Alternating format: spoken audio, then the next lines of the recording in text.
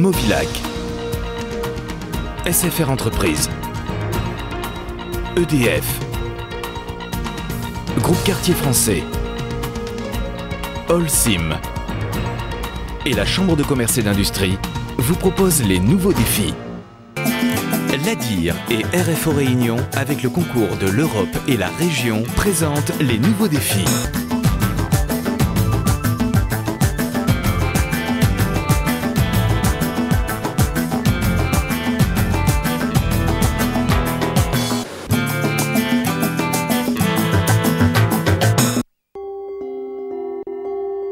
Vous rêviez d'un bain bulle agréable et déstressant ? Ne vous y trompez pas, ceci est un bain de polystyrène. Et c'est dans le sud de l'île qu'il est transformé. Entre la matière première et le produit fini, il y a plusieurs étapes. Un point commun, l'utilisation de la vapeur. Le polystyrène, avant d'être sous la forme que vous connaissez tous, se présente en fait sous la forme de minuscules grains. Ils sont introduits dans une machine qui enverra de la vapeur d'eau et le fera gonfler. Là, on est en train d'expanser la matière pour pouvoir faire des blocs. Et on commence de l'expansible à l'expansé. C'est-à-dire que ça passe dans une machine qu'on appelle un expanseur. Et c'est cette machine-là qui va nous donner la matière qu'on va mouler. Alors c'est quel procédé? C'est à l'aide de la vapeur, c'est ça? La machine marche avec de la vapeur. La vapeur, elle gonfle les billes expansives à l'expansé. La vapeur, l'utilisation d'un gaz et un minutage précis transformera les billes. Celles-ci atteindront jusqu'à 10 fois leur taille et se gonfleront d'air. La densité du polystyrène dépendra du temps de contact entre la matière et la vapeur. Elle sera déterminante pour la qualité.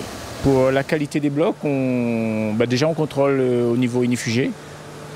C'est classé M1, donc on fait un contrôle feu. Et ensuite on contrôle aussi la cohésion des billes entre elles, c'est-à-dire à l'arrachement. Au niveau du collage aussi on contrôle. Pour fabriquer un bloc de polystyrène, il faudra à nouveau faire appel à la vapeur d'eau. Celle-ci collera les billes entre elles, elles se refroidiront et sortiront sous la forme d'un énorme bloc. On envoie du polystyrène comme on a expansé à côté, pas le polystyrène du jour, celui de 2 jours avant par rapport au gaz qu'il y a dedans. Ensuite, on fait passer dans la machine, on envoie de la vapeur, les billes se soudent entre elles pour nous donner un bloc. Et après le bloc, il sort comme ça? Le bloc il sort à l'état brut comme ça. On le met au séchage aux alentours de 2 semaines, voire 3, pour découper ensuite à la demande du client. On a différentes densités. On peut faire des blocs qui vont servir plus à certaines choses, plus à d'autres choses. Vous pouvez nous expliquer?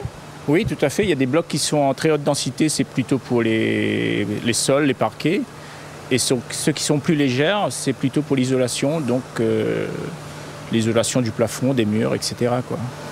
Après plusieurs semaines de séchage et de stabilisation du produit, les blocs de polystyrène sont prêts pour la découpe. Des fils d'acier chauffés vont sectionner la matière pour en faire des feuilles de différentes épaisseurs. Alors, est-ce qu'il y a différentes façons de couper le polystyrène? Tout dépend de la densité du polystyrène.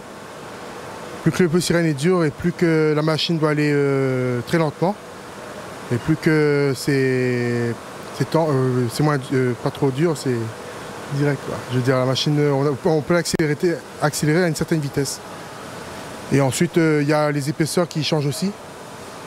Plus que l'épaisseur est importante et plus on ralentira la machine. Car ça risque de faire des traces dans le polystyrène et c'est pas trop joli à voir pour le client et pour l'entreprise. Dans la dernière étape de production, les feuilles et blocs de polystyrène peuvent soit être conditionnés tels quels ou encore être associés à un support, comme les plaques de plâtre ou la tôle. Donc les planches de polystyrène qui ont été fabriquées, vous avez vu, sont fabriquées de différentes épaisseurs. Suivant l'épaisseur, elles ont une utilisation différente. Donc soit pour l'isolation des murs, soit pour l'isolation des plafonds. Et pour faciliter justement l'utilisation en usage domestique, on coupe le polystyrène avec une finition qui peut être soit du placo-plâtre, soit du lambris, soit encore du contreplaqué que l'on peut ensuite appliquer directement soit au plafond, soit en paroi. Et la finalité du panneau de polystyrène, c'est cela. la maîtrise d'énergie et l'isolation de l'habitat. Placé à différents endroits clés dans la maison, le polystyrène permettra, entre autres, une meilleure isolation thermique. Alors, le panneau polystyrène, par sa nature, est un matériau isolant. Donc on va utiliser les propriétés isolantes pour empêcher le chaud de rentrer dans le bâtiment ou empêcher le froid aussi de rentrer dans le bâtiment selon l'altitude. On peut le mettre où dans une maison? Alors principalement, il faudrait le mettre en toiture parce que quand il fait chaud, quand il y a du soleil, la tôle est chaude. Quand il fait froid, la tôle est froide. Donc la maison se réchauffe par la toiture et se refroidit par la toiture. Agir pour l'environnement, c'est aussi éviter au plus possible l'utilisation des climatisations. Isoler sa maison est une solution. Tout comme pour les chauffe-eau solaires, il existe un crédit d'impôt.